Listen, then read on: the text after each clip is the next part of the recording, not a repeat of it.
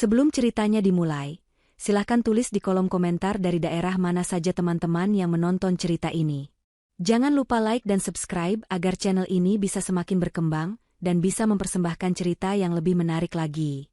Udara di ruang keluarga terasa beku, lebih dingin dari hembusan pendingin ruangan yang diatur pada suhu terendah. Kehangatan yang dulu pernah mengisi setiap sudut ruangan ini seolah tersedot habis, meninggalkan kekosongan yang menyesakan. Karina duduk diam di sofa tunggal yang empuk, sofa tempat ia biasa membaca buku sambil menunggu suaminya pulang. Namun hari ini, pria yang ditunggunya telah pulang membawa badai yang akan meruntuhkan seluruh dunianya. Di hadapannya, di atas meja kopi dari kayu jati yang mereka beli bersama di awal pernikahan, tergeletak beberapa lembar kertas. Bukan sembarang kertas, melainkan surat gugatan cerai. Bima, suaminya, berdiri menjulang di depannya. Wajah yang dulu selalu menatapnya dengan penuh cinta, kini tertekuk dalam ekspresi cemooh dan kebencian. Di samping Bima, melingkarkan lengan dengan manja, berdiri seorang wanita bernama Fiona. Riasan wajahnya tebal, gaunnya ketat dan sedikit terlalu pendek, dan senyum sinis tak pernah lepas dari bibirnya. Ia memandang Karina dari atas ke bawah, seolah Karina adalah serangga menjijikan yang tak sengaja terinjak di lantai marmer mahal mereka. Kau sudah membacanya, Karina? Suara Bima memecah keheningan yang menyiksa. Tidak ada lagi panggilan, sayang, atau istriku. Hanya nama, diucapkan dengan nada datar dan dingin. Karina tidak menjawab. Matanya masih tertuju pada kertas-kertas itu, pada deretan kalimat formal yang pada intinya menghancurkan janji suci yang pernah mereka ucapkan. Ia merasakan tangannya mulai gemetar, namun ia segera menyembunyikannya di bawah pangkuannya, menolak untuk menunjukkan kelemahan di hadapan dua orang ini. Kenapa diam saja? Apa kau terlalu bodoh untuk mengerti isinya? Bima melanjutkan, nadanya semakin tajam. Aku akan menceraikanmu. Hubungan kita sudah selesai. Aku sudah muak hidup dengan wanita sepertimu. Wanita sepertiku? Akhirnya Karina bersuara. Lirih, nyaris seperti bisikan, namun syarat dengan luka yang dalam. Bima tertawa, tawa yang terdengar palsu dan kejam. Iya, wanita sepertimu. Wanita tak berguna. Coba kau lihat dirimu di cermin. Sejak kita menikah, apa yang sudah kau hasilkan? Tidak ada. Kau hanya bisa menghabiskan uangku, menjadi beban dalam hidupku. Pagi kau bangun, memasak seadanya, lalu menghabiskan sisa harimu menonton televisi atau mengurus taman kecil yang tidak penting itu. Kau pikir aku butuh istri seperti itu? Aku butuh pendamping yang sepadan, yang bisa membantuku naik, bukan parasit yang hanya menumpang hidup. Setiap kata yang keluar dari mulut Bima bagaikan belati yang menusuk langsung ke jantung Karina. Parasit? Beban? Selama 8 tahun pernikahan mereka, ia mendedikasikan seluruh hidupnya untuk Bima. Ia yang memastikan kemeja Bima selalu licin tergosok, makan malam hangat selalu tersedia, dan rumah selalu menjadi tempat yang nyaman untuk pulang. Ia yang merawat Bima saat sakit, yang mendengarkan semua keluh kesahnya tentang pekerjaan, yang memberikan dukungan tanpa pamrih. Ia rela melepaskan karirnya sendiri yang cemerlang sebelum menikah, hanya karena Bima memintanya untuk menjadi ibu rumah tangga seutuhnya. Dan sekarang, semua pengorbanannya disebut sebagai tak berguna. Fiona ikut tertawa kecil, suara tawanya melengking dan menyakitkan telinga. Sudahlah, Mas. Jangan buang tenagamu untuk menjelaskan pada wanita kolot sepertinya. Dia tidak akan pernah mengerti dunia kita. Dunianya hanya sebatas dapur dan taman belakang, ujarnya sambil mengelus dada Bima, sebuah pertunjukan kemesraan yang sengaja dibuat untuk menyakiti Karina. Karina menarik napas dalam-dalam, mencoba menahan air mata yang mendesak ingin keluar. Ia tidak akan menangis. Tidak di depan mereka. Ia menatap lurus ke arah Bima, mengabaikan Fiona yang terus menempel seperti lintah. Jadi, ini semua karena dia? Ini bukan karena Fiona. Sanggah Bima cepat, meskipun tatapannya tidak bisa berbohong. Ini karena kau. Fiona hanya datang dan menyadarkanku betapa menyedihkannya hidupku bersamamu. Dia wanita karir, wanita modern yang cerdas. Dia mengerti ambisiku. Sedangkan kau bahkan tidak tahu apa nama proyek besar yang sedang kukerjakan. Tentu saja Karina tahu. Ia tahu semua detailnya, karena setiap malam ia yang mendengarkan Bima bercerita tentang proyek itu, bahkan sesekali memberikan masukan dari sudut pandang orang awam yang ternyata berguna. Tapi Bima sepertinya sudah lupa, atau sengaja melupakan semua itu. Baiklah, ucap Karina pelan. Jika itu maumu, aku akan menandatanganinya. Bima dan Fiona saling pandang, tampak terkejut dengan respon Karina yang begitu cepat. Mereka mengira akan ada drama, tangisan, atau perlawanan. Bagus kalau kau mengerti posisimu, kata Bima, kembali mendapatkan kepercayaan dirinya. Tapi ada syaratnya. Aku tidak mau proses ini berlarut-larut dan memalukan. Jadi, dengarkan baik-baik. Ia mengambil selembar kertas lagi dari tumpukan itu, lampiran yang berisi daftar aset. Rumah ini, 2 mobil yang ada di garasi, apartemen di pusat kota yang kau bilang untuk investasi, dan semua uang yang ada di rekening atas namamu, semuanya harus kau serahkan padaku. Anggap saja sebagai ganti rugi atas 8 tahun waktuku yang terbuang sia-sia denganmu. Dunia Karina seakan berhenti berputar. Ini bukan lagi sekadar perceraian, ini adalah perampokan.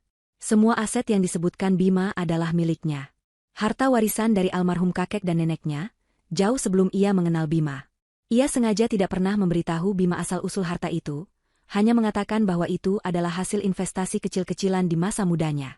Ia ingin Bima mencintainya bukan karena kekayaannya. Dan kini, pria itu dengan tanpa malu ingin merampas semuanya. Fiona tersenyum penuh kemenangan. Benar sekali, Mas. Semua itu kan didapat saat kau sudah menikah dengannya. Jadi wajar saja kalau Mas Bima menuntutnya. Lagi pula, untuk apa wanita pengangguran sepertinya punya harta sebanyak itu? Lebih baik di tangan kita, bisa kita putar untuk bisnis dan masa depan kita, katanya dengan nada licik. Mereka benar-benar menganggapnya bodoh. Karina merasakan amarah yang dingin mulai merayap di dalam hatinya, membekukan semua rasa sakit dan kesedihan. Ia menatap Bima, lalu Fiona, melihat keserakahan yang begitu kentara di mata mereka. Mereka tidak hanya ingin menyingkirkannya, mereka ingin menghancurkannya sampai tak bersisa. Mereka ingin melihatnya terusir dari rumahnya sendiri, tanpa uang sepeser pun, menjadi gelandangan. Karina menundukkan kepalanya sejenak. Ia membiarkan rambutnya yang panjang menutupi sebagian wajahnya. Ia membiarkan mereka mengira ia sedang menangis atau putus asa. Padahal di dalam benaknya, sebuah keputusan besar baru saja terbentuk. Sebuah rencana mulai tersusun. Permainan ini, ia tidak akan membiarkan mereka menang. Ia mengangkat wajahnya kembali. Matanya tampak sembab, suaranya bergetar saat ia berbicara, sebuah akting yang begitu sempurna. Baiklah, Bima. Jika itu yang akan membuatmu bahagia, aku setuju. Ambil semuanya. Aku hanya ingin semua ini cepat selesai. Keheningan melanda ruangan itu untuk kedua kalinya. Bima dan Fiona benar-benar tercengang. Mereka saling berpandangan dengan mata membelalak, tak percaya dengan apa yang baru saja mereka dengar. Semudah ini, wanita yang mereka kira akan melawan habis-habisan ternyata menyerah begitu saja. Wajah Bima perlahan berubah dari kaget menjadi ekspresi kemenangan mutlak. Senyum lebar dan angkuh tersungging di bibirnya. Kau memang akhirnya sadar diri juga, Karina. Keputusan yang sangat cerdas. Aku sudah menyewa pengacara terbaik di kota ini, Tuan Wijoyo dari firma hukum Wijoyo Partners. Dia yang akan mengurus semua dokumennya. Kau tinggal datang dan tanda tangan saja nanti. Jangan coba-coba berbuat macam-macam. Aku tidak akan berbuat macam-macam, jawab Karina, suaranya masih terdengar rapuh. Bagus. Kalau begitu kami pergi dulu. Ada banyak hal yang harus kami persiapkan, kata Bima sambil menarik tangan Fiona. Oh ya, mulailah berkemas. Aku memberimu waktu 1 minggu untuk angkat kaki dari rumah ini. Setelah mereka pergi, suara pintu yang ditutup dengan keras, seolah menjadi penanda dimulainya babak baru dalam hidup Karina. Ia masih duduk terpaku di sofa, namun kini tidak ada lagi kesedihan di wajahnya. Tangannya yang tadi gemetar kini terkepal erat. Air mata yang tadi ia tahan, kini ia putuskan tidak akan pernah jatuh untuk pria seperti Bima. Ia menatap keluar jendela, ke arah taman kecil yang disebut Bima tidak penting. Di sana, bunga-bunga yang ia rawat dengan penuh kasih sayang tetap mekar dengan indahnya, seolah memberinya kekuatan. Bima dan Fiona mengira mereka sudah menang. Mereka pikir mereka akan mendapatkan semua yang mereka inginkan. Mereka salah besar. Mereka tidak tahu siapa Karina sebenarnya. Mereka tidak tahu keluarga macam apa yang ada di belakangnya. Mereka baru saja membangunkan seekor singa betina yang selama ini tertidur lelap. Dan singa itu kini lapar akan keadilan. Begitu pintu mobil mewah Bima tertutup, tawa kemenangan Fiona langsung meledak, memenuhi ruang sempit di dalam kendaraan itu. Ia memeluk Bima dengan erat, menghujaninya dengan ciuman di pipi dan leher. Mas, kamu hebat. Aku tidak percaya ini. Semudah itu? Dia langsung menyerahkan semuanya, pekik Fiona dengan mata berbinar-binar penuh keserakahan. Bima tersenyum angkuh, satu tangannya memegang setir sementara tangan lainnya membelai rambut Fiona. Tentu saja. Apa ku bilang? Wanita seperti Karina itu lemah. Dia hanya punya perasaan, tidak punya otak. Diberi gertakan sedikit saja, dia langsung takut. Dia tahu dia tidak akan bisa menang melawanku, apalagi setelah aku sebut nama Tuan Wijoyo. Tuan Wijoyo memang yang terbaik, puji Fiona. Dengan bantuannya, semua harta itu pasti akan jadi milik kita 100%. Oh, Mas, aku sudah tidak sabar. Kita akan jadi pasangan terkaya dan paling berpengaruh di kota ini. Bima menginjak pedal gas, melajukan mobilnya membelah jalanan kota. Tentu, sayang, pertama-tama, kita harus merayakan kemenangan ini. Aku sudah memesan tempat di restoran Lechiel, di meja terbaik dengan pemandangan kota. Wajah Fiona semakin berseri-seri. Lechiel adalah restoran paling mahal dan eksklusif, tempat di mana hanya kalangan jet set yang bisa makan malam. Ini adalah simbol status yang selama ini ia dambakan. Selama ini, Bima selalu menolak mengajaknya ke sana dengan alasan terlalu boros. Tapi sekarang, dengan harta Karina yang sebentar lagi jatuh ke tangan mereka, pemborosan bukan lagi masalah. Setibanya di restoran, mereka disambut layaknya raja dan ratu. Bima dengan sengaja menyebutkan nama lengkapnya dengan keras agar pengunjung lain mendengarnya. Mereka diantar ke sebuah meja di dekat jendela kaca raksasa, menyuguhkan pemandangan kerlap-kerlip lampu kota yang memukau di malam hari. Untuk kemenangan kita, kata Bima sambil mengangkat gelas sampanye mahal yang baru saja dituangkan oleh pelayan. Untuk masa depan kita yang cemerlang, balas Fiona, mendentingkan gelasnya dengan antusias. Setelah menenggak sampanye mereka, pembicaraan langsung beralih ke topik yang paling mereka sukai. Bagaimana cara menghabiskan uang yang akan segera mereka dapatkan? Pertama, kita harus segera menjual apartemen di pusat kota itu, kata Fiona sambil membolak-balik menu. Harganya pasti mahal. Uangnya bisa kita gunakan untuk uang muka pernikahan kita. Pernikahan? Bima menaikkan sebelah alisnya, berpura-pura terkejut. Fiona merengut manja. Tentu saja, Mas. Kita harus segera menikah setelah urusan cerai ini selesai. Aku ingin pernikahan termegah yang pernah ada di kota ini. Pernikahan yang akan membuat semua orang membicarakannya selama bertahun-tahun. Bima tertawa. Tenang, sayang. Tentu saja kita akan menikah. Aku hanya menggodamu. Katakan, pernikahan seperti apa yang kau inginkan. Mata Fiona langsung berbinar penuh semangat. Ia mulai menjabarkan semua impiannya dengan detail. Aku mau pestanya diadakan di Imperial Grand Ballroom. Tidak ada tempat lain. Aku mau gaun pengantinku dirancang khusus oleh Sebastian Gunawan.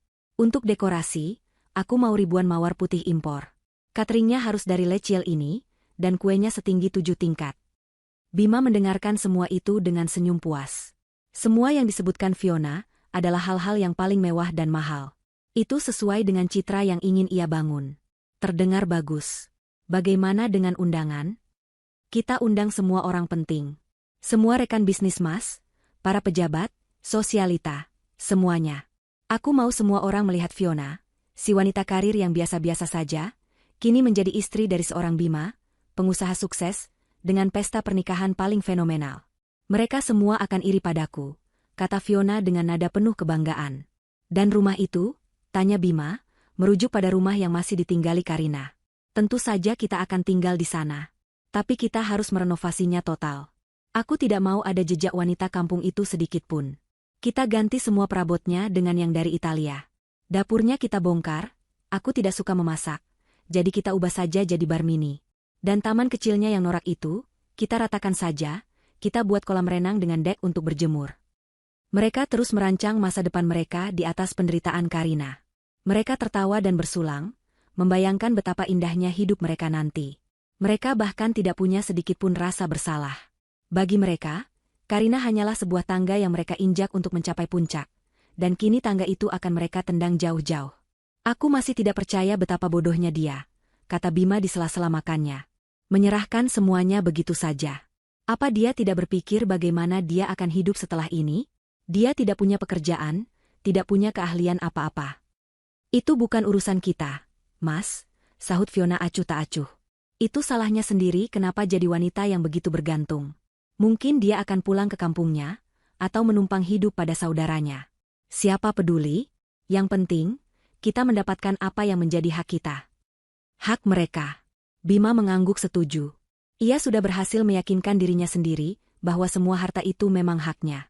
Ia merasa berhak mendapat kompensasi karena telah menikahi wanita, tak berguna, selama 8 tahun.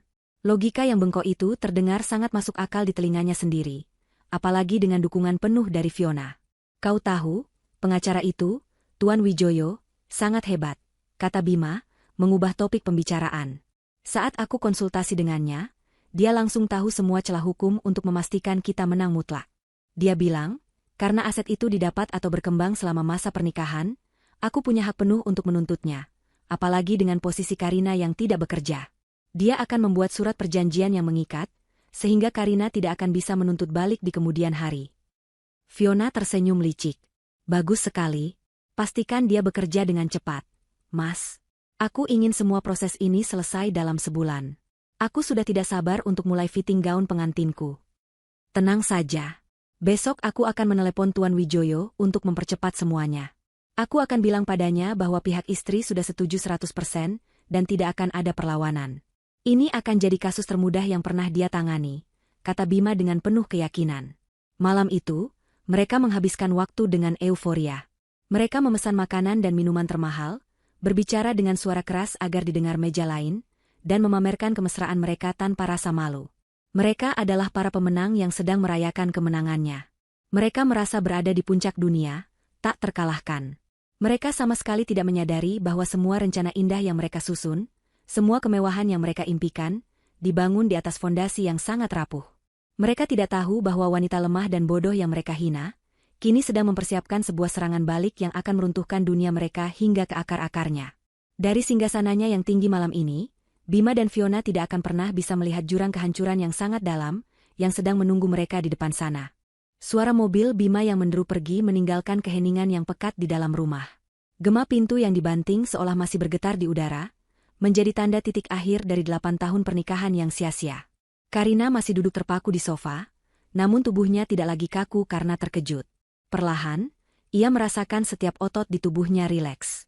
Topeng istri yang lemah dan pasrah, yang baru saja ia kenakan dengan begitu meyakinkan, kini bisa ia tanggalkan. Ia sendirian sekarang, dan di dalam kesendirian itulah kekuatan sejatinya mulai bangkit. Ia bangkit dari sofa, langkahnya mantap tanpa keraguan.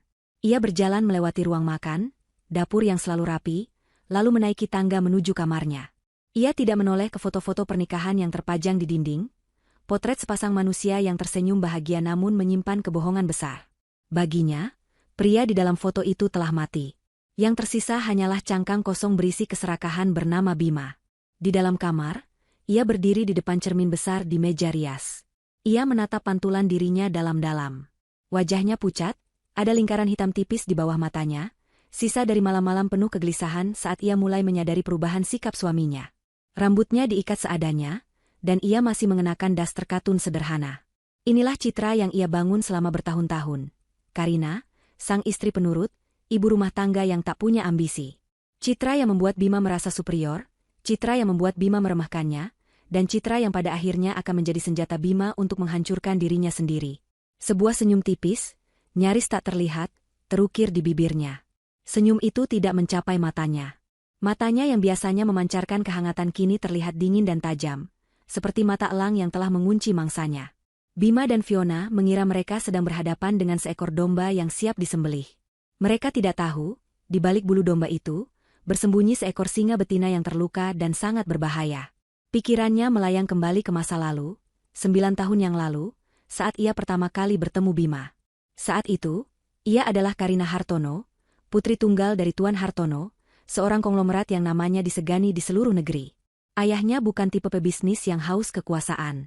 Ia adalah seorang visioner yang membangun kerajaannya dari nol dengan integritas, dan ia juga seorang dermawan yang tak pernah ragu mengulurkan tangan.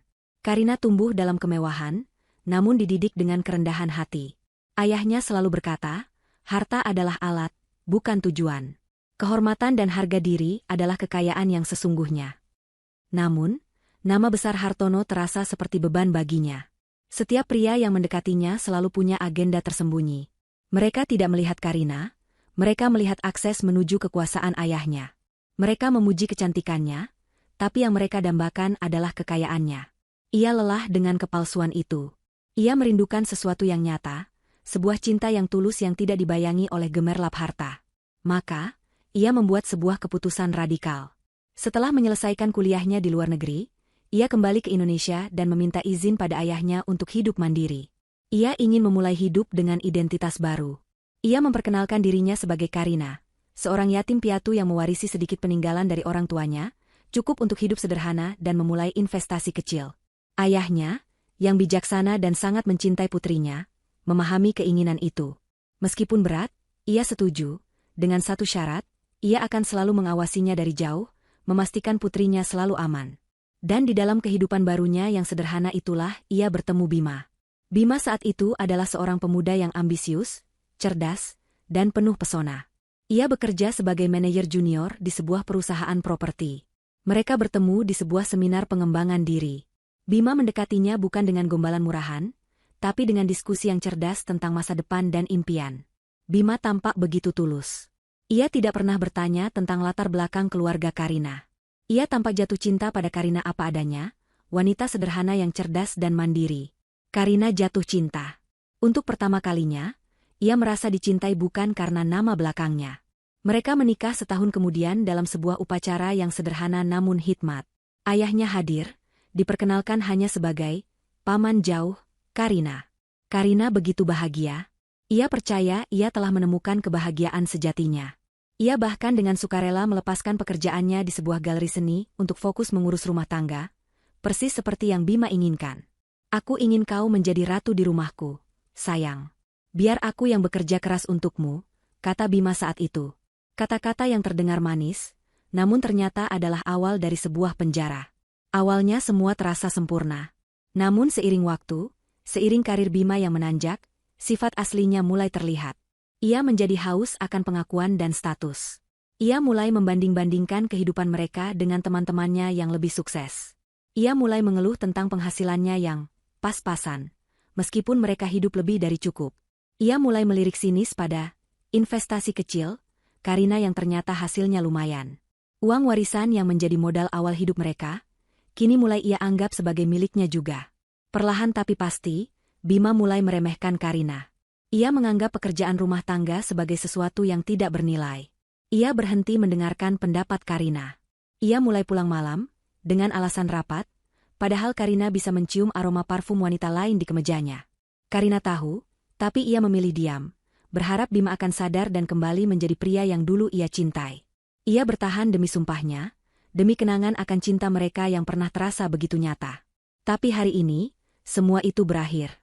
Penghinaan yang ia terima, tuduhan sebagai parasit, dan perampokan terang-terangan yang direncanakan Bima dan Fiona telah membunuh sisa-sisa cinta dan harapan di hatinya. Tidak ada lagi yang perlu diselamatkan. Yang ada sekarang hanyalah perhitungan. Lamunannya buyar. Ia kembali menatap pantulan dirinya di cermin. Ia bukan lagi istri yang tersakiti. Ia adalah Karina Hartono, dan sudah waktunya dunia mengingat nama itu. Ia meraih ponselnya yang tergeletak di meja rias. Jarinya dengan lincah menari di atas layar. Ia tidak menelepon ayahnya. Belum. Ia ingin menyelesaikan ini dengan caranya sendiri terlebih dahulu. Ia membuka mesin pencari dan mengetik nama yang tadi disebutkan Bima dengan penuh keangkuhan, Wijoyo O Partners Law Firm. Dalam sekejap, hasil pencarian muncul. Sebuah firma hukum ternama yang berbasis di gedung pencakar langit paling prestisius di ibu kota. Foto pendirinya, Tuan Wijoyo, terpampang di halaman depan situs web mereka. Seorang pria paruh baya dengan senyum profesional yang tampak licin. Karina membaca profilnya. Lulusan terbaik, berpengalaman puluhan tahun, spesialis hukum perdata dan aset. Pantas saja Bima merasa begitu percaya diri. Tapi kemudian, Karina menggulir ke bawah, ke bagian afiliasi dan kemitraan. Dan di sana, matanya menangkap sebuah logo yang sangat ia kenal. Logo dari Hartono Foundation, yayasan amal milik keluarganya. Firma Wijoyo O Partners tercatat sebagai salah satu konsultan hukum pro bono utama untuk yayasan tersebut. Tuan Wijoyo bahkan pernah beberapa kali menerima penghargaan langsung dari ayahnya dalam acara amal tahunan. Senyum di wajah Karina kini menjadi senyum kemenangan yang sesungguhnya. Bima, dalam kebodohan dan kesombongannya, telah memilih pengacara yang salah. Ia telah menyewa seekor anjing penjaga untuk merampok rumah majikannya sendiri. Permainan ini bahkan lebih mudah dari yang ia bayangkan. Ia menyimpan alamat kantor itu di ponselnya. Ia tahu apa yang harus ia lakukan besok. Ia tidak akan datang sebagai Karina, istri terbuang yang memohon belas kasihan. Ia akan datang sebagai orang yang bahkan seorang Tuan Wijoyo pun harus menundukkan kepalanya. Ia akan datang untuk mengambil kembali semua miliknya, dan memastikan Bima serta Fiona membayar setiap air mata dan hinaan yang telah mereka berikan. Keesokan paginya, Karina bangun sebelum fajar menyingsing. Tidak seperti pagi-pagi sebelumnya yang ia mulai dengan menyiapkan sarapan untuk Bima. Pagi ini ia mendedikasikan waktu sepenuhnya untuk dirinya sendiri. Ia mandi dengan tenang, membiarkan air hangat membasuh sisa-sisa kepedihan dari hari kemarin. Yang tersisa kini hanyalah tekad yang sekeras baja. Setelah selesai mandi, ia berjalan menuju lemari pakaian raksasa di kamarnya. Tangannya bergerak menyibak deretan pakaian yang tergantung rapi. Di satu sisi, tergantung pakaian yang menjadi seragamnya selama 8 tahun terakhir. Daster, blus longgar, celana kain, gaun-gaun rumahan yang nyaman. Pakaian dari seorang wanita yang berusaha meredupkan sinarnya sendiri. Ia menyentuh salah satu daster katunnya, lalu tanpa ragu mendorong semua pakaian itu ke samping. Di bagian paling ujung lemari, tersembunyi di balik kantong-kantong pakaian pelindung, adalah koleksi yang sudah bertahun-tahun tidak ia sentuh. Ini adalah pakaian dari kehidupannya yang dulu. Pakaian seorang Karina Hartono. Di sana tergantung setelan-setelan kerja dari desainer ternama, blus sutra, dan gaun-gaun elegan yang dirancang untuk pertemuan bisnis dan acara-acara penting. Ini adalah zirah perangnya. Jarinya berhenti pada sebuah setelan berwarna biru navy yang klasik. Potongannya tegas dan berkelas, terbuat dari bahan terbaik yang jatuh dengan sempurna di badan. Ia menariknya keluar. Ia kemudian memilih sebuah blus sutra berwarna putih gading, dan sepasang sepatu hak tinggi berwarna senada. Pilihan yang sederhana, namun memancarkan aura kekuasaan dan profesionalisme. Ia duduk di depan meja riasnya. Untuk pertama kalinya dalam bertahun-tahun, ia mengeluarkan koleksi riasan mahalnya. Tangannya bergerak dengan mantap dan terampil, memulaskan alas bedak tipis, membentuk alisnya dengan sempurna, dan menggaris matanya dengan eyeliner tajam. Terakhir, ia memulaskan lipstik berwarna merah tua yang berani. Wajah yang terpantul di cermin kini bukan lagi wajah istri yang kuyu dan pasrah. Wajah itu tegas, fokus, dan berbahaya. Rambutnya yang biasa tergerai atau diikat kuda seadanya, kini ia tata menjadi sanggul modern yang rapi dan elegan, memperlihatkan lehernya yang jenjang. Transformasinya selesai. Wanita yang kini berdiri di depan cermin adalah orang asing bagi Bima. Ini adalah wanita yang bisa memimpin rapat dewan direksi, wanita yang tatapannya bisa membuat pria dewasa merasa terintimidasi. Ini adalah dirinya yang sebenarnya. Ia mengambil tas tangan kulit yang mahal, memasukkan ponsel, dompet, dan sebuah benda kecil yang terbungkus beludru hitam. Ia berjalan menuruni tangga, langkah sepatunya berketuk di lantai marmer, menciptakan irama yang tegas dan penuh percaya diri. Ia mengabaikan dapur dan langsung menuju garasi. Di sana, terparkir 2 mobil. Sebuah SUV mewah yang biasa dipakai Bima, dan sebuah sedan kota sederhana yang ia beli dengan uangnya sendiri untuk mendukung citra hidup sederhananya. Tanpa ragu, ia masuk ke dalam sedan sederhananya. Ia tidak butuh kemewahan untuk menunjukkan siapa dirinya. Kekuasaan sejati tidak datang dari apa yang kau kendarai, tapi dari siapa dirimu. Ia menyalakan mesin dan perlahan memundurkan mobil keluar dari gerbang rumah yang sebentar lagi bukan lagi miliknya.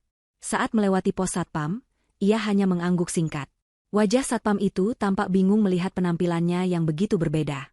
Perjalanan menuju pusat kota terasa seperti sebuah ziarah menuju masa lalunya, sekaligus langkah pertama menuju masa depannya. Ia melewati jalan-jalan yang familiar, namun ia melihatnya dengan cara pandang yang baru. Ia bukan lagi hanya seorang penumpang dalam hidupnya sendiri. Hari ini, ia kembali mengambil alih kemudi. Setengah jam kemudian, ia tiba di depan sebuah gedung pencakar langit yang menjulang gagah, berkilauan di bawah sinar matahari pagi. Wijoyo O Partners Law Firm, tertulis dengan huruf-huruf perak yang besar di atas lobi megah. Ia menyerahkan kunci mobilnya pada petugas valet dan melangkah masuk ke dalam lobi yang dingin dan luas. Suara langkah sepatunya menggema, menarik beberapa pasang mata. Orang-orang yang berlalu lalang, para pengacara muda dan staf yang sibuk, semua tampak melambat sejenak untuk meliriknya, merasakan aura kuat yang ia pancarkan. Ia mendekati meja resepsionis yang terbuat dari marmer hitam. Seorang wanita muda dengan senyum profesional yang terlatih menyambutnya. "Selamat pagi, ada yang bisa saya bantu?" "Selamat pagi.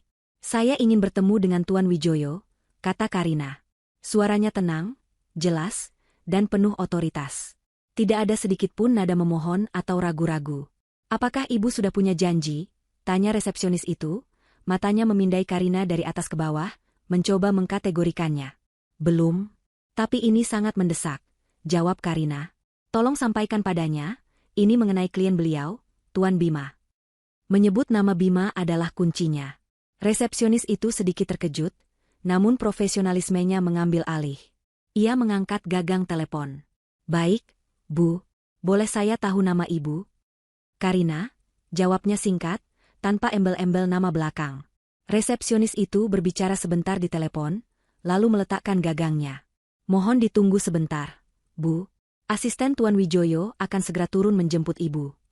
Karina hanya mengangguk dan memilih untuk berdiri, menatap keluar jendela lobi, punggungnya lurus dan tegap. Ia tidak duduk. Duduk adalah posisi menunggu. Berdiri adalah posisi mengontrol.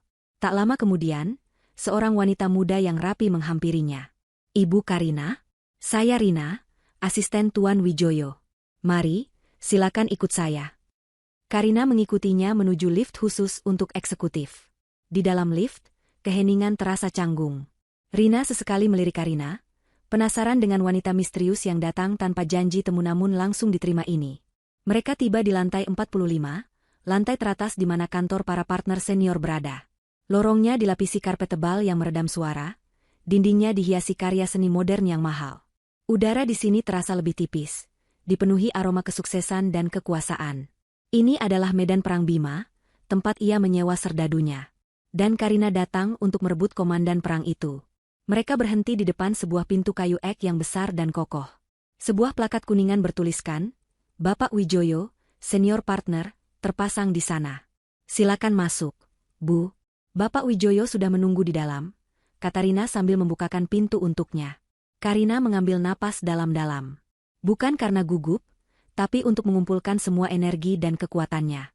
Saat ia melangkahkan kakinya melewati ambang pintu itu, ia tahu tidak ada lagi jalan untuk kembali. Perang telah dimulai. Ia melangkah masuk, siap untuk berhadapan dengan pria yang disewa suaminya untuk menghancurkannya. Ruangan itu adalah simbol kekuasaan. Sebuah meja kayu mahoni raksasa yang mengilap mendominasi pusat ruangan, kokoh dan tak tergoyahkan. Di belakangnya, kursi kulit hitam yang tinggi tampak seperti singgasana. Dinding di satu sisi sepenuhnya terbuat dari kaca, menyuguhkan pemandangan panorama kota dari lantai 45, pemandangan yang hanya bisa dinikmati oleh mereka yang berada di puncak. Rak-rak buku yang menjulang tinggi dipenuhi jilid-jilid buku hukum tebal bersampul kulit, saksi bisu dari puluhan tahun pertempuran legal yang dimenangkan. Udara di dalam ruangan terasa kental dengan aroma kopi mahal dan kepercayaan diri yang nyaris arogan. Di balik meja itu duduklah Tuan Wijoyo. Ia menatap Karina dengan tatapan yang biasa ia berikan pada saksi-saksi lemah di pengadilan. Tatapan tajam yang menganalisis, mencari celah, namun dibungkus dengan senyum profesional yang tipis. Ia mempersilakan Karina duduk di kursi tamu di seberang mejanya. Sebuah kursi yang sengaja dibuat sedikit lebih rendah, sebuah trik psikologis untuk menegaskan dominasi. Karina duduk dengan punggung tegak, sama sekali tidak terintimidasi oleh kemegahan ruangan atau aura sang pengacara. Ia meletakkan tas tangannya di pangkuannya, dan menatap balik Tuan Wijoyo dengan sorot mata yang tenang dan tak terbaca. Selamat pagi, Ibu Karina. Terima kasih sudah bersedia datang. Tuan Wijoyo memulai, suaranya halus dan terkontrol. Saya Wijoyo. Klien saya, Tuan Bima, sudah menyampaikan kepada saya bahwa Anda bersedia bekerja sama dalam proses perceraian ini, termasuk perihal pembagian aset. Saya harus katakan, itu adalah keputusan yang sangat bijaksana. Melawan hanya akan memperpanjang proses dan berpotensi mempermalukan kedua belah pihak di depan umum. Ia berhenti sejenak, seolah memberikan kesempatan bagi kata-katanya untuk meresap dan mengintimidasi. Tugas saya di sini adalah untuk memastikan semua berjalan sesuai keinginan klien saya dengan cara yang seefisien mungkin. Klien saya menuntut haknya atas aset yang diperoleh selama masa perkawinan. Mengingat ibu tidak memiliki penghasilan tetap, posisi tawar ibu secara hukum cukup lemah. Jadi, kerja sama ibu akan sangat dihargai dan tentunya akan mempermudah posisi ibu sendiri. Setiap kalimat yang ia ucapkan dirancang untuk menegaskan posisi Karina yang inferior. Ia berbicara seolah-olah Karina adalah seorang wanita naif yang harus diberi pencerahan tentang kerasnya dunia hukum. Ia sama sekali tidak melihat ada perlawanan di mata wanita di hadapannya, hanya ketenangan yang aneh, yang ia salah artikan sebagai kepasrahan. Karina membiarkannya selesai berbicara. Ia tidak membantah, tidak menyela, tidak menunjukkan emosi apapun. Keheningannya yang panjang setelah Tuan Wijoyo selesai berbicara, membuat pengacara kawakan itu sedikit tidak nyaman. Apakah ada yang ingin ibu sampaikan? Tanya Tuan Wijoyo, senyum profesionalnya sedikit goyah. Karina akhirnya bergerak. Perlahan, ia membuka tas tangannya. Tuan Wijoyo mengira ia akan mengeluarkan sapu tangan untuk menyeka air mata, atau mungkin dokumen tandingan yang tidak berarti. Namun, yang dikeluarkan Karina adalah sebuah kotak bludru hitam yang kecil dan elegan. Ia membukanya dan mengeluarkan selembar kartu. Kartu itu terbuat dari kertas linen tebal berkualitas tinggi, dengan tepian berwarna emas. Desainnya sangat minimalis dan berkelas. Dengan gerakan yang anggun, Karina meletakkan kartu itu di tengah meja mahoni yang luas, lalu mendorongnya dengan ujung jari telunjuknya hingga berhenti tepat di hadapan Tuan Wijoyo. Tuan Wijoyo menatap kartu itu dengan kening berkerut, sedikit kesal dengan drama yang tidak perlu ini. Dengan enggan, ia mengambil kartu itu. Ia membacanya, dan pada saat itulah, seluruh dunia Tuan Wijoyo yang tertata rapi mulai retak berkeping-keping. Di kartu itu, tercetak dengan huruf timbul yang elegan sebuah nama. Karina Diandra Hartono. Di bawah nama itu, tidak ada jabatan atau nomor telepon. Hanya sebuah logo kecil yang terukir dengan tinta emas. Sebuah pohon beringin yang kokoh, logo dari Hartono Corporation. Nama, Hartono, seolah melompat dari kartu itu dan menampar wajah Tuan Wijoyo dengan keras. Jantungnya berhenti berdetak sesaat. Nama itu bukan sekadar nama. Nama itu adalah sebuah institusi, sebuah dinasti, sebuah pilar ekonomi dan filantropi di negeri ini. Pikirannya berpacu liar. Hartono. Hartono Foundation, klien pro bono terbesar firmanya. Tuan Besar Hartono, sang konglomerat dermawan yang fotonya terpajang di berbagai majalah bisnis, pria yang ia kagumi dari jauh, pria yang pernah menjabat tangannya dan memberinya plakat penghargaan atas nama yayasan. Perlahan, dengan tangan yang mulai gemetar, ia mengangkat pandangannya dari kartu itu dan menatap wanita yang duduk di hadapannya. Ia menatapnya dengan seksama, seolah baru pertama kali melihatnya. Ia melihat garis rahang yang tegas, sorot mata yang tajam, dan aura tenang penuh wibawa yang entah kenapa begitu familiar. Ia kini melihat kemiripan yang tak terbantahkan dengan wajah Tuan Besar Hartono. Warna langsung terkuras dari wajah Tuan Wijoyo. Keringat dingin mulai membasahi pelipisnya. Senyum profesionalnya luntur, digantikan oleh ekspresi horor dan ketidakpercayaan. Kartu nama itu terlepas dari genggamannya yang lemas dan jatuh tanpa suara di atas meja. Ia baru saja, dengan penuh kesombongan, mengancam dan merendahkan putri tunggal dari orang yang paling ia hormati dan takuti di dunia. Ia disewa oleh seorang pria serakah untuk merampok harta warisan dari seorang Hartono. Sebuah kesalahan fatal yang bisa mengakhiri karirnya dalam sekejap. Nona. Suaranya keluar seperti desisan, nyaris tak terdengar. Ia kesulitan bernapas. Ia bangkit dari kursinya dengan gerakan kaku, seolah persendiannya terkunci. Ia tidak bisa lagi menatap mata Karina. Rasa malu, takut, dan penyesalan yang luar biasa menghantamnya seperti gelombang tsunami. Ia berjalan memutari meja mahoni raksasanya, setiap langkah terasa begitu berat. Dan kemudian, di atas karpet tebal kantornya yang mewah, di hadapan wanita yang beberapa menit lalu ia anggap remeh, pengacara paling disegani di kota itu, Tuan Wijoyo, menjatuhkan dirinya berlutut. Kepalanya tertunduk dalam, bahunya bergetar. Nona Karina, maafkan kelancangan saya, ucapnya dengan suara bergetar, penuh keputusasaan. Saya bersumpah demi Tuhan, saya tidak tahu. Klien saya hanya menyebut nama Karina, ia tidak pernah. Saya mohon ampun, Nona. Saya benar-benar tidak tahu siapa Anda. Karina menatap pria yang kini bersimpuh di kakinya. Tidak ada rasa puas di wajahnya, hanya ekspresi dingin yang tak tergoyahkan. Ia membiarkannya berada dalam posisi itu selama beberapa saat, membiarkan rasa takut dan penyesalan meresap sepenuhnya ke dalam tulang sumsum pria itu. Setelah keheningan yang terasa abadi, Karina akhirnya berbicara. Suaranya tetap tenang, namun setiap kata terdengar begitu tajam dan berat. Berdiri, Tuan Wijoyo. Pria itu mendongak, wajahnya pucat pasi, lalu dengan canggung bangkit berdiri, tidak berani kembali ke singgasananya di balik meja. Ia hanya berdiri mematung seperti seorang pesuruh yang menunggu perintah. Saya tidak butuh permintaan maafmu, lanjut Karina, matanya menyorot tajam. Saya butuh kesetiaanmu. Perubahan di dalam ruangan itu terjadi seketika dan total. Kekuasaan telah berpindah tangan.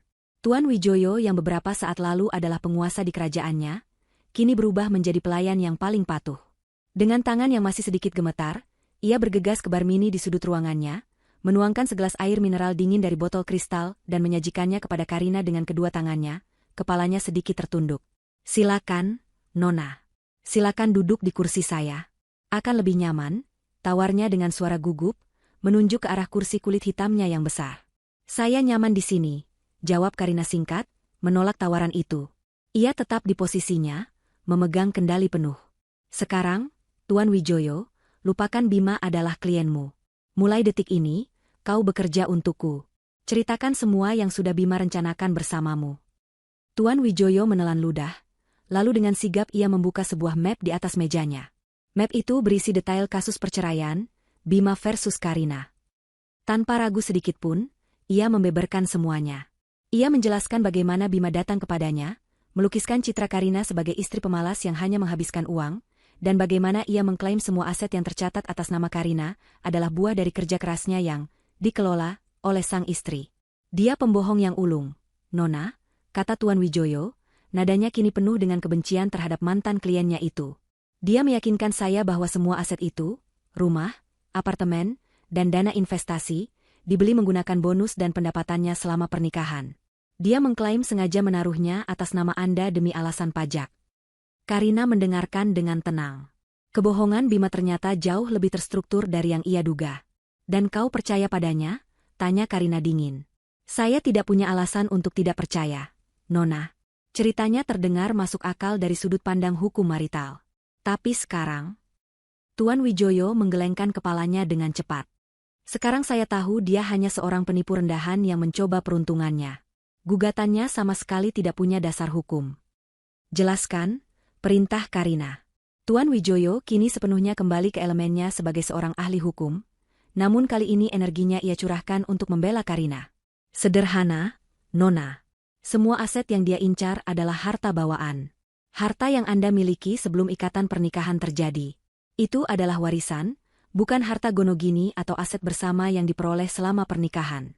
Selama Anda memiliki dokumen yang membuktikan asal-usul dana tersebut, seperti surat warisan atau catatan transfer bank sebelum tanggal pernikahan Anda, gugatan Bima akan langsung gugur di pengadilan. Dia tidak punya hak 1 sen pun atas harta itu. Aku punya semuanya, kata Karina datar. Semua dokumen tersimpan rapi di brankas bank. Wajah Tuan Wijoyo tampak lega sekaligus ngeri. Lega karena posisi Karina sangat kuat, ngeri karena membayangkan betapa bodohnya Bima yang mencoba melawan seorang Hartono tanpa melakukan riset sedikitpun. Bagus. Kalau begitu, kita batalkan perceraian ini dan tuntut dia atas penipuan, usul seorang staf junior mungkin. Tapi Karina punya rencana lain.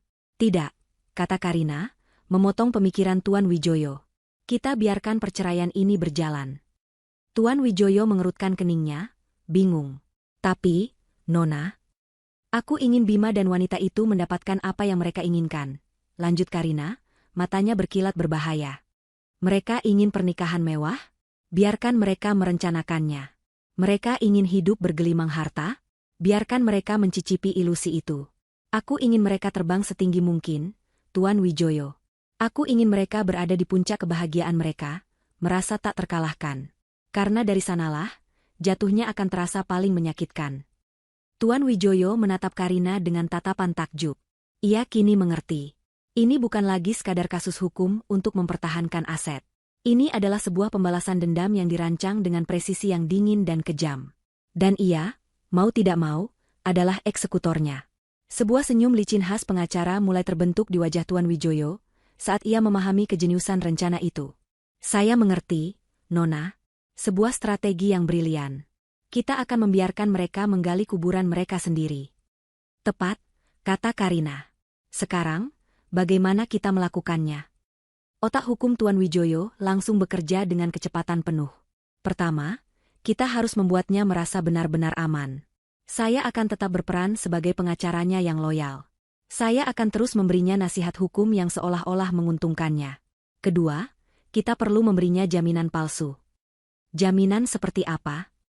Saya akan menyusun sebuah surat perjanjian awal, seolah-olah dari pihak Anda, yang menyatakan bahwa Anda setuju untuk menyerahkan semua aset setelah surat cerai resmi keluar.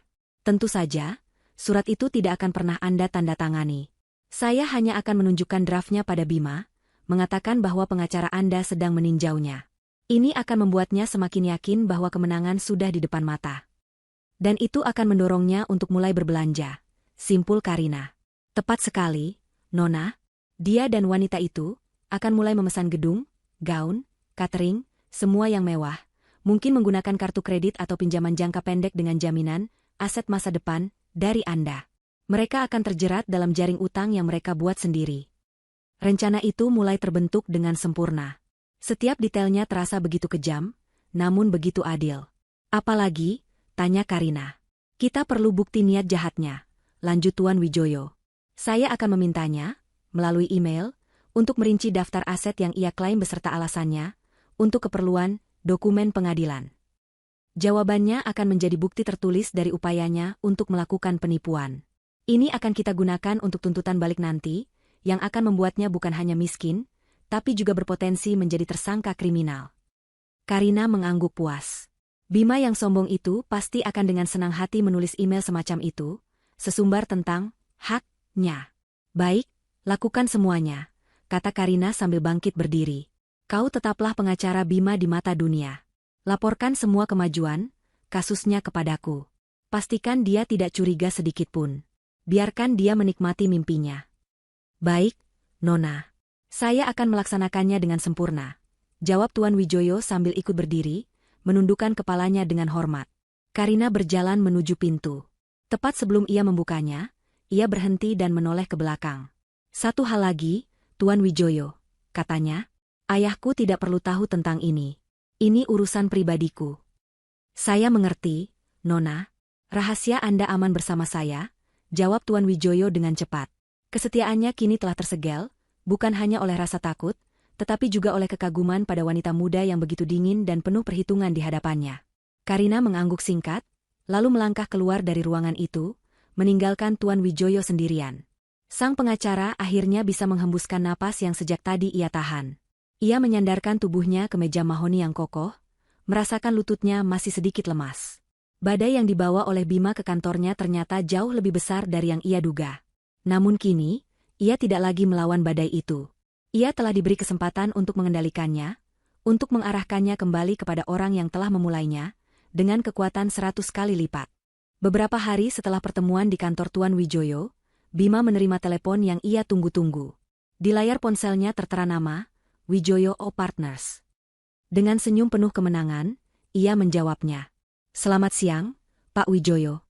Ada kabar baik untuk saya, sapa Bima, nadanya sombong seolah kemenangan sudah pasti miliknya. Selamat siang, Pak Bima, jawab Tuan Wijoyo dari seberang, suaranya terdengar profesional dan efisien seperti biasa. Saya hanya ingin mengabarkan perkembangan. Saya sudah berkomunikasi dengan pihak Ibu Karina. Seperti yang kita duga, mereka tidak akan melakukan perlawanan berarti. Saat ini kami sedang menyusun draft kesepakatan penyerahan aset. Pihak mereka hanya meminta beberapa klausul minor untuk direvisi. Ini prosedur standar.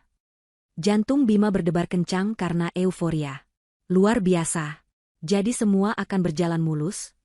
Sejauh ini, ya. Saya perkirakan dalam 1 atau 2 minggu ke depan, kita sudah bisa menandatangani kesepakatan final. Selamat, Pak Bima.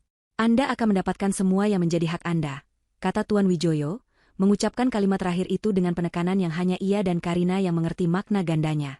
Bima tertawa terbahak-bahak. Terima kasih, Pak Wijoyo. Anda memang pengacara terbaik. Terus kabari saya perkembangannya. Setelah menutup telepon, Bima langsung menghubungi Fiona. Sayang, semuanya beres. Pengacaraku bilang Karina sudah setuju menyerahkan semuanya. Kita menang. Di ujung telepon, pekikan gembira Fiona terdengar memekakan telinga. Kabar itu menjadi lampu hijau bagi mereka untuk mengubah semua rencana gila mereka menjadi kenyataan. Mereka tidak lagi menahan diri. Seolah kesurupan, mereka memulai pembelanjaan paling liar dalam hidup mereka. Fiona adalah yang paling antusias. Keesokan harinya, ia langsung mendatangi butik sang desainer ternama, Sebastian Gunawan, dan tanpa ragu memesan gaun pengantin paling mewah dari koleksi terbarunya. Gaun itu bertabur ribuan kristal Swarovski dan mutiara, dengan ekor gaun sepanjang 5 meter. Harganya setara dengan sebuah mobil mewah. Saat staf butik menanyakan perihal pembayaran, Fiona dengan angkuh mengeluarkan kartu kredit platinum milik Bima. Bayar uang mukanya sekarang. Sisanya akan dilunasi minggu depan, katanya, yakin bahwa uang dari aset Karina akan segera cair. Tidak berhenti di situ, mereka menghubungi wedding organizer paling bergengsi di kota dan menyewa paket pernikahan paling mahal. Paket Imperial Dream. Paket itu mencakup pemesanan penuh Imperial Grand Ballroom, dekorasi bunga impor dari Belanda, pertunjukan dari penyanyi papan atas ibu kota, dan menara sampahnya setinggi 2 meter. Mereka membayar deposit yang fantastis, lagi-lagi menggunakan kartu kredit dan dana talangan dari pinjaman jangka pendek yang Bima ajukan dengan jaminan sertifikat rumah, sertifikat yang masih atas nama Karina, yang ia yakini akan segera beralih nama. Bima sendiri tidak mau kalah. Merasa dirinya akan segera menjadi seorang miliarder baru, ia mengunjungi dealer mobil sport. Ia memesan sebuah mobil Ferrari merah terbaru, menjanjikan pembayaran penuh dalam 2 minggu.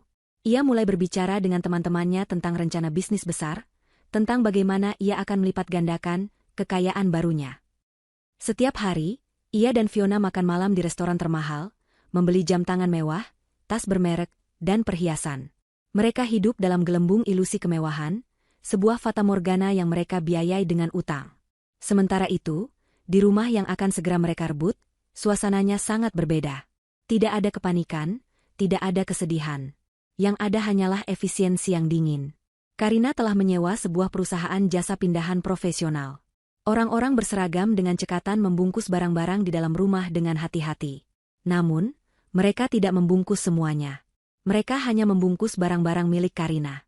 Lukisan-lukisan abstrak mahal yang Bima kira hanya hiasan dinding murah, ternyata adalah karya seniman ternama koleksi pribadi Karina. Set perangkat makan porselen antik yang Bima anggap kuno, ternyata adalah warisan tak ternilai. Perabot-perabot ukiran tangan yang ia beli dari perajin lokal sebelum menikah, semuanya diangkut dengan hati-hati. Bima, dalam kebodohannya, tidak pernah tahu nilai sebenarnya dari barang-barang di sekelilingnya. Ia hanya melihat merek dan harga. Ia tidak punya selera seni, ia hanya punya keserakahan. Rumah itu perlahan menjadi kosong, hanya menyisakan perabot-perabot utama yang dibeli bersama setelah menikah. Rumah itu kini terasa hampa dan tak berjiwa, sebuah cerminan sempurna dari pernikahan mereka. Setiap hari, Karina berkomunikasi dengan Tuan Wijoyo. Bukan untuk menanyakan kabar Bima, tetapi untuk memfinalisasi benteng hukum di sekeliling asetnya. Dokumen-dokumen warisan telah diverifikasi. Tuntutan balik atas percobaan penipuan dan pencemaran nama baik telah selesai disusun, siap untuk diluncurkan pada saat yang tepat. Semua dana cair dari rekening atas namanya telah dipindahkan ke rekening baru di bank lain yang sama sekali tidak terafiliasi dengan Bima. Pada suatu sore, saat sedang mengawasi proses pengepakan, Karina menemukan sebuah album foto lama. Ia membukanya. Di halaman pertama, ada fotonya bersama Bima saat mereka baru menikah. Mereka tersenyum begitu bahagia, begitu tulus. Ada secuil rasa perih di hatinya, bukan karena kehilangan Bima yang sekarang, tetapi karena berduka atas pria dalam foto itu, pria yang pernah ia cintai, yang ternyata tidak pernah benar-benar ada. Pria itu hanyalah ilusi yang diciptakan oleh ambisi dan pesonanya. Ia tidak menangis. Ia hanya menutup album itu dengan pelan. Ia memasukkannya ke dalam sebuah kotak bertuliskan, barang untuk dibuang. Ia sudah selesai dengan masa lalunya. Kini, ia hanya fokus pada masa depan, dan pada pelajaran yang harus ia berikan kepada 2 orang yang telah mengkhianatinya. 1 minggu sebelum hari pernikahan Bima dan Fiona, Tuan Wijoyo melancarkan langkah terakhir dari jebakannya. Ia mengirimkan sebuah email kepada Bima. Selamat sore, Pak Bima. Terlampir adalah draft final dari surat kesepakatan yang telah disetujui secara prinsip oleh pihak Ibu Karina. Silakan dibaca. Penandatanganan resmi akan kita jadwalkan 2 hari setelah acara pernikahan Anda, agar tidak mengganggu hari bahagia Anda. Bima membuka lampiran itu. Di sana, tertulis dengan bahasa hukum yang rumit, semua hal yang ia inginkan, penyerahan rumah, apartemen, mobil, dan seluruh dana investasi. Matanya terpaku pada total nilai aset yang tertera di bagian bawah, sebuah angka dengan banyak nol di belakangnya. Ia merasa seperti raja dunia. Surat itu adalah bukti kemenangannya. Ia langsung meneruskannya ke Fiona dengan subjek, "Kita kaya raya." Mereka tidak tahu bahwa surat itu tidak memiliki kekuatan hukum apapun. Itu hanyalah umpan terakhir. Umpan yang mereka telan bulat-bulat. Dengan bukti itu di tangan, mereka menghabiskan sisa uang di limit kartu kredit mereka, dan mengambil pinjaman lebih banyak lagi untuk membayar sisa biaya pernikahan dan kemewahan lainnya. Mereka ingin memastikan pesta mereka menjadi yang paling spektakuler. Hitung mundur menuju kehancuran mereka telah dimulai. 7 hari lagi. 6. 5. Setiap hari yang berlalu adalah satu langkah lebih dekat menuju jurang yang mereka gali dengan tangan mereka sendiri. Mereka sibuk tertawa dan berpesta, sama sekali tidak mendengar suara tanah yang mulai retak di bawah kaki mereka. Hari pernikahan itu tiba dengan langit biru cerah yang sempurna, seolah alam semesta pun ikut merestui perayaan kebahagiaan Bima dan Fiona. Imperial Grand Ballroom telah disulap menjadi negeri dongeng. Ribuan kuntum mawar putih dan lili Casablanca dirangkai menjadi gerbang-gerbang megah, menebarkan aroma wangi yang memabukkan. Lampu-lampu kristal raksasa di langit-langit berkilauan seperti gugusan bintang, memantulkan cahayanya ke lantai marmer yang mengilap. Di tengah ruangan, sebuah kue pengantin setinggi 7 tingkat berdiri megah, dihiasi ornamen gula yang rumit dan indah. Para tamu yang hadir adalah cerminan dari ambisi Bima. Para pengusaha kaya, pejabat pemerintah, sosialita kota, semua hadir mengenakan pakaian terbaik mereka. Mereka berbisik-bisik memuji kemegahan pesta itu, bertanya-tanya dari mana Bima mendapatkan dana untuk semua ini. Jawabannya selalu sama, sebuah rumor yang sengaja disebarkan Bima, penyelesaian aset yang sangat menguntungkan dari perceraiannya. Bima dan Fiona berdiri di atas pelaminan yang ditinggikan, tampak seperti raja dan ratu. Bima mengenakan setelan tuxedo rancangan desainer Italia, tampak gagah dan penuh percaya diri. Di sampingnya, Fiona bersinar dalam gaun pengantin bertabur kristal impiannya. Setiap gerakannya memantulkan kilau cahaya, menarik semua perhatian. Mereka tersenyum, menyalami tamu, dan menerima ucapan selamat dengan kebanggaan yang meluap-luap. "Lihat, Mas. Semua orang menatap kita," bisik Fiona, matanya berbinar bahagia. "Mereka semua iri. Akhirnya, aku mendapatkan semua yang aku inginkan." "Ini baru permulaan, sayang," balas Bima, meremas tangan Fiona dengan lembut. "Setelah ini, seluruh kota akan menjadi milik kita." Acara demi acara berlangsung dengan sempurna. Makanan mewah mengalir tanpa henti, sampanye mahal dituangkan dari menara gelas yang menjulang tinggi, dan alunan musik dari penyanyi terkenal mengisi seluruh ruangan. Puncak acara pun tiba. Pembawa acara dengan suara meriah mempersilakan kedua mempelai untuk memberikan pidato dan memotong kue pengantin. Bima mengambil mikrofon, senyumnya lebar sekali. Ia menatap Fiona dengan tatapan memuja yang dipalsukan, lalu menyapu pandangannya ke seluruh tamu. "Terima kasih semuanya sudah hadir di hari paling bahagia dalam hidup kami." Ia memulai pidatonya. "Hari ini adalah awal dari babak baru. Babak baru yang penuh kesuksesan, kebahagiaan, dan kemakmuran. Saya akhirnya menemukan pasangan yang sepadan, seorang wanita hebat yang mendukung ambisi saya. Bersama-sama, kami akan membangun sebuah kerajaan." Tepuk tangan meriah membahana. Bima mengangkat gelasnya. "Untuk masa depan." "Untuk masa depan," sahut para tamu serempak. Saat itulah, di puncak euforianya, pintu utama ballroom yang besar dan megah itu terbuka. Namun yang masuk bukanlah staf hotel atau tamu yang terlambat. Musik perlahan berhenti. Semua kepala menoleh ke arah pintu. Di sana berdiri Tuan Wijoyo, mengenakan setelan paling rapinya, wajahnya dingin tanpa ekspresi. Di belakangnya, berdiri dua orang pria berbadan tegap mengenakan seragam jurusita pengadilan, dan di samping mereka, berdiri manajer hotel dengan wajah yang sangat tegang, memegang sebuah map tebal. Suasana pesta yang tadinya riuh rendah mendadak senyap. Para tamu saling berpandangan, berbisik-bisik bingung.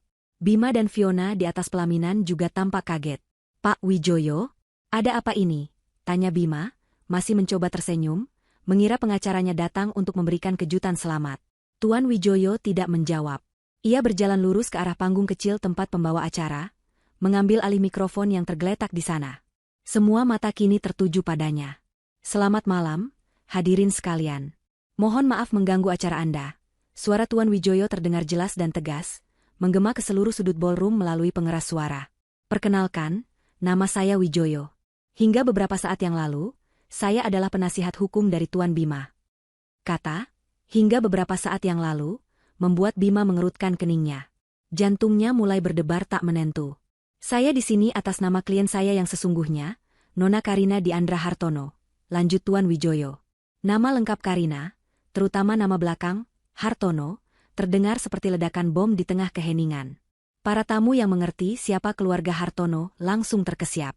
Wajah mereka berubah dari bingung menjadi sangat tertarik. Ini drama yang lebih seru dari sinetron manapun. Wajah Bima dan Fiona pucat pasi. "Hartono? Apa maksudnya ini?" Tuan Wijoyo melanjutkan, tanpa memberi mereka waktu untuk berpikir. "Saya memberitahukan secara resmi, bahwa segala bentuk kesepakatan mengenai transfer aset dari Nona Karina kepada Tuan Bima telah dibatalkan. Sebuah gugatan hukum atas percobaan penipuan dan pemalsuan klaim aset telah didaftarkan pagi ini. Akibatnya, pengadilan telah mengeluarkan surat perintah pembekuan sementara atas seluruh rekening bank dan aset pribadi milik Tuan Bima." Dunia Bima seakan runtuh. Kakinya lemas. Pembekuan aset? Gugatan penipuan? Ia menatap Tuan Wijoyo dengan nanar, tak percaya. Kau pengacaraku. Kau mengkhianatiku. Teriaknya, suaranya terdengar panik. Tuan Wijoyo menatapnya dingin. Tugas saya adalah menegakkan hukum, Tuan Bima, bukan membantu tindak kejahatan. Ia kemudian berbalik ke arah manajer hotel yang sejak tadi berdiri kaku. Silakan, Pak Manajer. Manajer hotel itu melangkah maju ke mikrofon. Wajahnya keras. Atas nama manajemen Imperial Hotel, sehubungan dengan informasi bahwa pihak penjamin acara, Tuan Bima, tidak lagi memiliki kapasitas untuk melakukan pembayaran, maka dengan sangat menyesal kami memberitahukan bahwa sisa tagihan untuk penyelenggaraan pesta ini sebesar. Ia melirik kertas di tangannya, 2,3 miliar rupiah, harus dilunasi malam ini juga. Tunai. Angka itu seperti sambaran petir di siang bolong. Fiona menjerit histeris. Gaun impiannya kini terasa seperti beban yang mencekiknya. Kue 7 tingkat di hadapannya tampak seperti monumen kegagalannya. Para tamu mulai berdiri, sebagian mengeluarkan ponsel untuk merekam, sebagian lagi bergegas menuju pintu keluar, tidak ingin terlibat lebih jauh. Kekacauan meledak. Para vendor, dekorator, catering, wedding organizer, langsung mengerubungi Bima, menuntut pembayaran. Bima hanya bisa berdiri mematung, wajahnya kosong, otaknya tidak mampu memproses kehancuran total yang terjadi begitu cepat. Fiona menangis meraung-raung, menyalahkan Bima. Ini semua salahmu. Kau bilang semuanya aman. Kau pembohong. Pesta pernikahan termegah di kota itu telah berubah menjadi sirkus penghinaan termegah. Di tengah semua kekacauan itu, Bima menatap ke arah pintu masuk. Dan ia melihatnya. Karina berdiri di sana. Bukan Karina dengan daster lusuhnya, tetapi seorang wanita anggun dengan gaun malam sederhana namun elegan, rambutnya tertata sempurna, wajahnya tenang. Ia tidak tersenyum.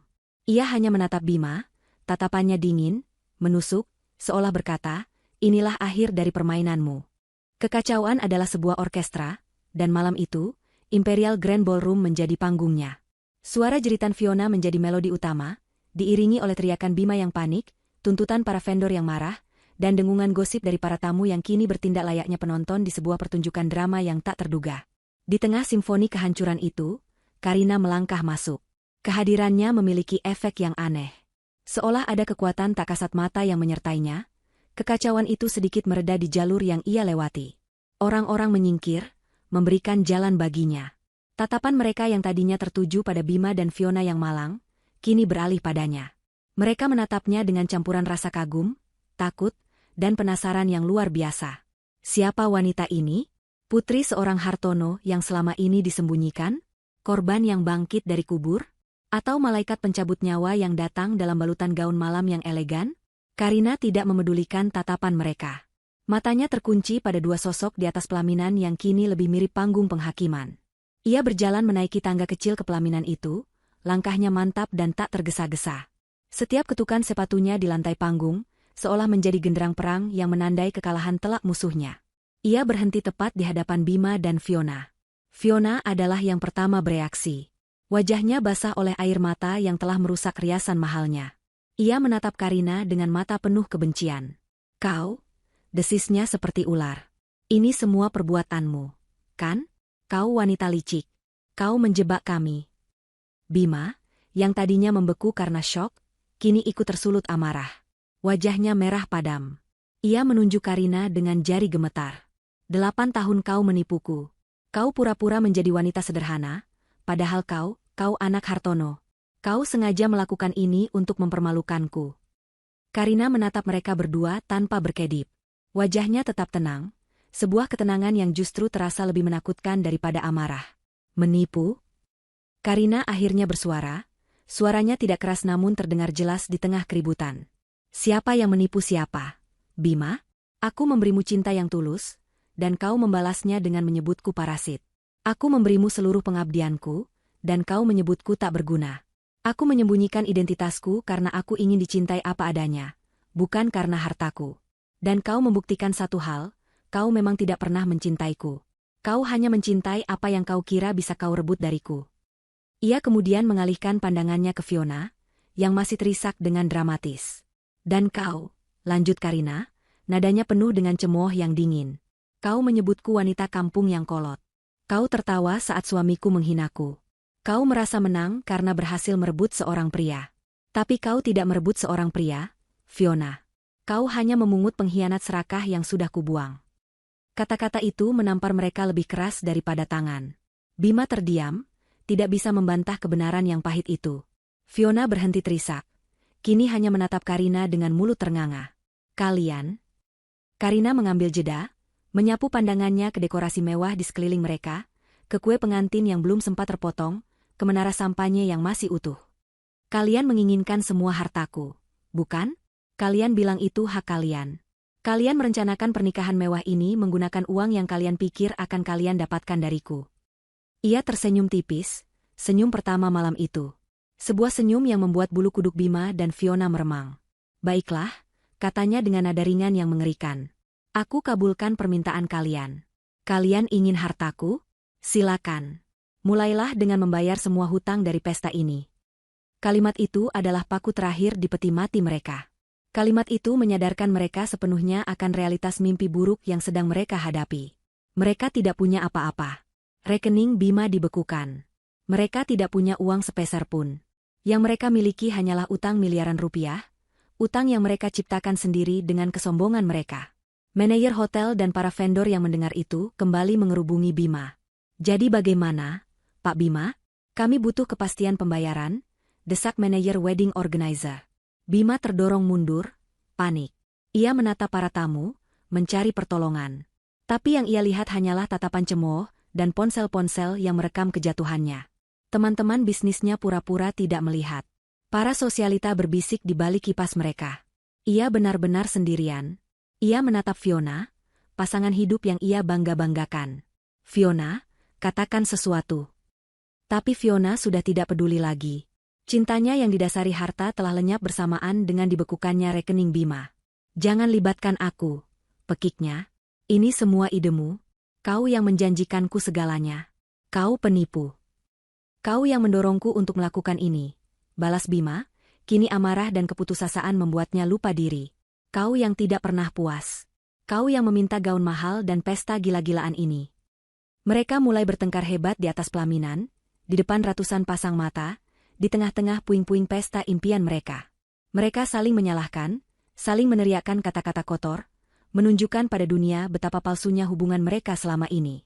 Karina hanya menonton sejenak, lalu ia berbalik. Urusannya di sini sudah selesai. Ia tidak perlu lagi mengotori tangannya. Mereka akan menghancurkan satu sama lain dengan sempurna. Saat Karina menuruni panggung, Tuan Wijoyo sudah menunggunya. Semua sudah sesuai rencana, Nona. Bagus, jawab Karina singkat. Pastikan mereka dituntut dengan pasal berlapis.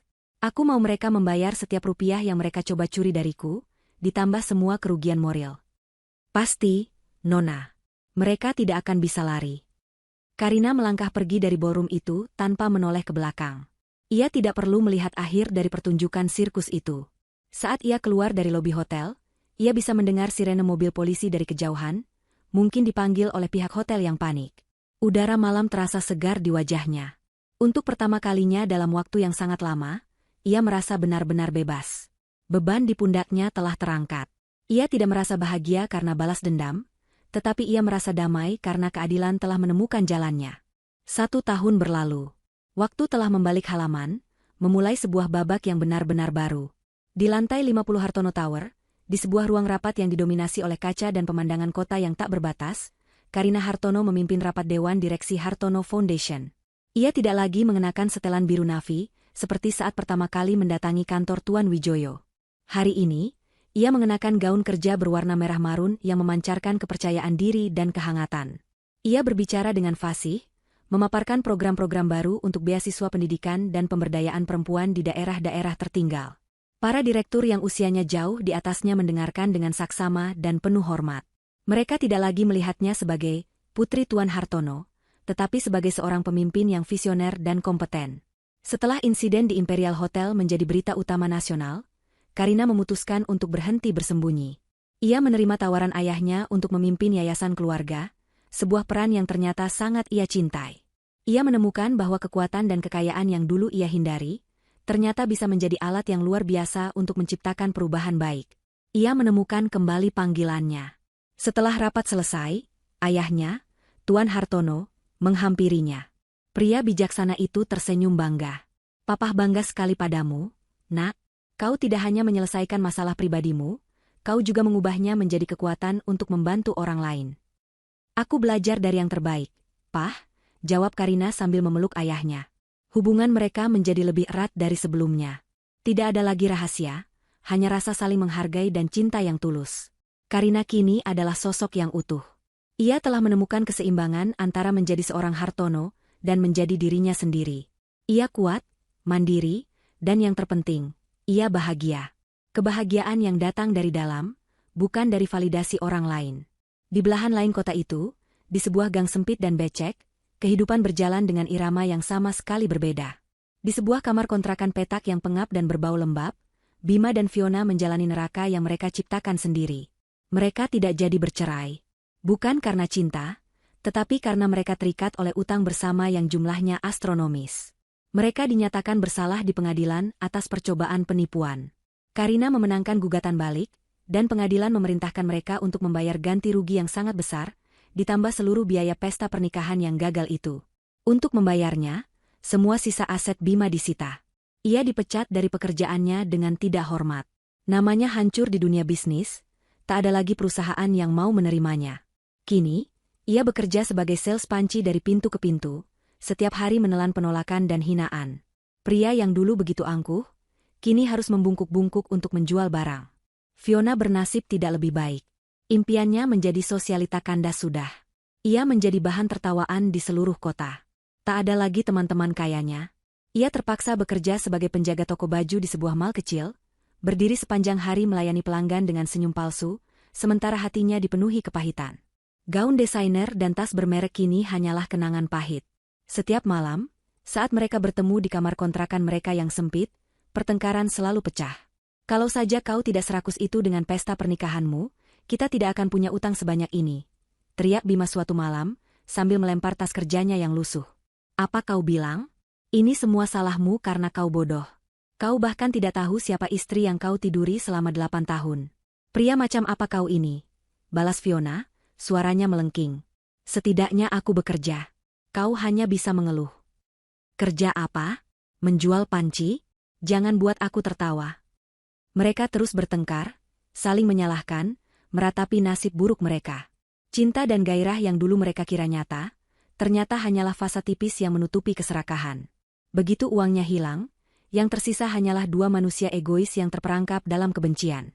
Mereka miskin, menderita, dan akan selamanya dihantui oleh bayangan kemewahan yang hampir mereka genggam, sebuah hukuman yang jauh lebih kejam daripada penjara. Sore itu, di kantornya yang megah, Karina menatap matahari yang mulai terbenam, mewarnai langit kota dengan gradasi oranye dan ungu yang indah. Ponselnya bergetar, sebuah pesan dari Tuan Wijoyo. Laporan bulanan, pelaku masih rutin mencicil ganti rugi. Prosesnya akan memakan waktu seumur hidup mereka. Karina membaca pesan itu tanpa emosi, lalu menghapusnya. Ia tidak lagi peduli pada mereka. Nasib mereka bukan lagi urusannya. Ia telah memaafkan, bukan untuk mereka, tetapi untuk dirinya sendiri, agar ia bisa melangkah maju tanpa beban. Ia membalikan badan dari jendela, menatap ruang kantornya yang kini terang oleh lampu. Di mejanya, tumpukan proposal program baru sudah menunggu. Fajar yang baru telah menyingsing dalam hidupnya. Dan kali ini, ia akan memastikan cahayanya tidak akan pernah redup lagi.